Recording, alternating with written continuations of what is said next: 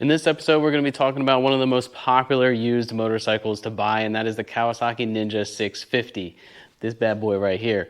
And in fact, this was the bike that I wanted to start on back in 2010, but they were brand new, just coming out, so you couldn't get any used ones. But now there are a ton of used ones out there, and it is potentially one of the best used motorcycles somebody can buy to start to learn how to ride on a motorcycle. So let's talk about what that is and go for a ride. But I'm not going to be riding this black beauty. No, not today. Fortunately, I have another one outside which does have a full exhaust system on it, so you get the chance to hear what a full system sounds like on one of these bikes. And also, it's in one of my favorite colors, which would be Lambo Pimpin Orange.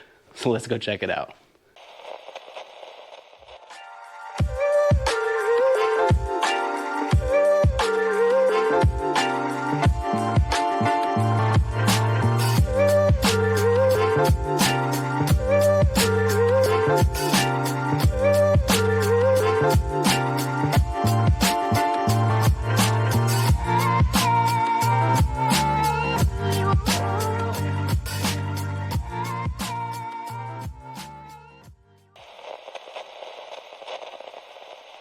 All right, Lambo Pimpin Orange Ninja 650. Yes. I mean, if you're going to get a motorcycle, I think you should get a fun color. And the orange Kawasaki's that they did in 2019, the ZX6 and the Ninja 650, they also did the Ninja 400. I think the coolest color schemes that they've come out with. The ZX6R one was even a little bit more pearl than this, I feel like. But they look good. I love the Lambo orange look. Like I mentioned, this one does have a Two Brothers full system on there, so we're going to get an idea of what that sounds like. And this one is lowered about 2 inches. I think it was 2 inches, yeah. Lowered 2 inches. So seat height is even lower than 31 inches. Stock ones are normally 31 inches, which is a really low seat height, which is why I think it's a good bike for a lot of riders. And I'll get into that in a second, but let's listen to this sucker at startup. Oh.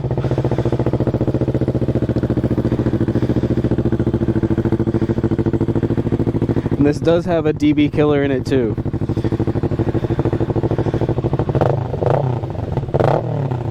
Yeah, pimpin'.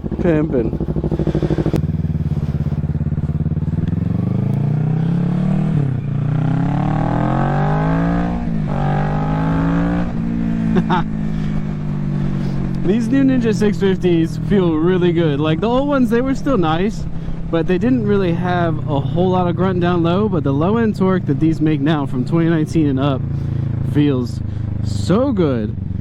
Let's actually open her up.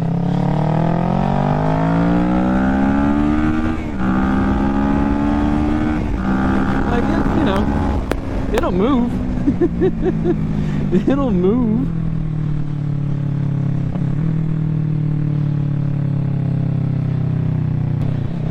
So even as an experienced rider, I enjoy riding some of these smaller CC bikes. They're just fun and playful, and it's not intimidating to ride. They're easy to ride, and that's why I do think that a lot of people can learn on something like this. It's really slow, it's really tame, it's very easy. You can pin the throttle and it's not really going to go anywhere, but it does move a little bit. It does have a little bit of torque. It's really not going to wheelie on you easily either, but that also depends on the type of rider you are. If you're truly a new young beginner rider and someone that doesn't weigh like 220 pounds like I do, well, don't it look all right? You look like melted ice cream. then the bike, you know, it's going to have a little bit more power for you. It's going to feel peppier. It's going to feel a little bit lighter. And it's going to want to throw you around more if you weigh only like 150. This is a very comfortable bike, which is why I think it's a good bike to start on for people, because it's not super uncomfortable, but it has some sporty aspects to it. You can tell by the position of the handlebars, or clip-ons if you will. It has clip-on risers, so they're up about 2, maybe 3 inches from where a traditional super sport riding position would be. So I'm laid back a little bit, I'm comfortable. My legs are in a decent position. It's not cramped, you know, so it's a comfortable riding position. The suspension's very soft. At a leisurely pace like this, suspension's fine. Like most average riders, especially as beginner riders, aren't going to notice the difference between like what's considered a race spec suspension, if you will, or something that experienced riders are wanting. This is very lacking in that department, but that doesn't mean it's a bad thing. It doesn't mean it's a trash suspension. Like, no, it's perfect for what this bike was designed for, which was people that go at a leisurely pace. You can still go at a fast pace, and the bike is fine. The brakes feel great now with the new dual Nissan calipers that they have up front. They had duals before, but I don't think they were Nissan brand, so they just feel so much better under stopping than previous models. So the way the bike handles, the way the bike feels, that's reason number one why I think it's such a great used motorcycle for most people. Also, another thing that I like about it is the exhaust system is tucked underneath the bike. It's tucked underneath. It not only looks good and sleek, but also that keeps you from potentially damaging it in a minor crash, like you tip it over at a parking lot or something like that, that a lot of beginner riders make those mistakes. Even experienced riders, it happens. You forget to put the kickstand down, whatever, it happens. So, ooh, a little bit popping. So that's why I think style wise it just looks good, and it has the exhaust system tucked up underneath there. Aftermarket pipes are also tucked under really nicely, just like those two brothers. So I think that's another key point why this is such a popular bike, because it has a great style, a great look to it, and it also has great functionality in the styling. Third reason why this is such a great used bike for some people is the power delivery. The power delivery feels really good 2019 and up. Like I said, it's definitely sharper, it's more responsive than previous models, but it's still not overwhelming. It's still kind of tame. And I don't mean that in a bad way. It's just, you can pin the throttle, you can make mistakes, and the bike doesn't really scare you. It's not going to go anywhere underneath of you. And you can give it gobs of throttle, and the power's there, the speed's there, but it's linear, it's slow, it's predictable, it's not snappy. Versus like the FZ07 or potentially the R7, actually I don't probably think feels that way because of the riding position on that bike and the way that that bike carries its weight.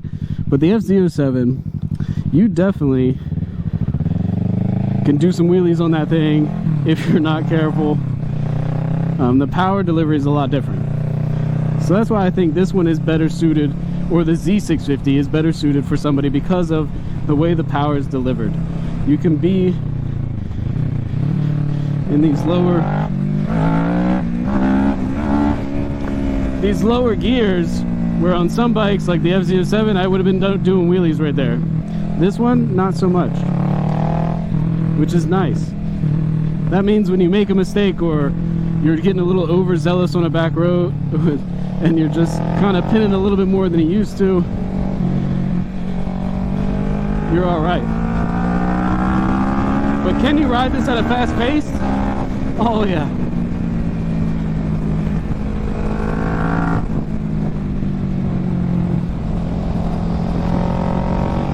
And it takes very little effort too. Like, I don't feel like I gotta move off the bike much. I'm just kind of relaxed,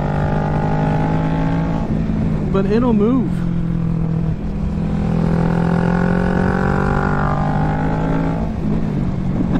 So it's really something that you can drive super slow and learn on it, but it's also something that you can really grow into and really have some fun with.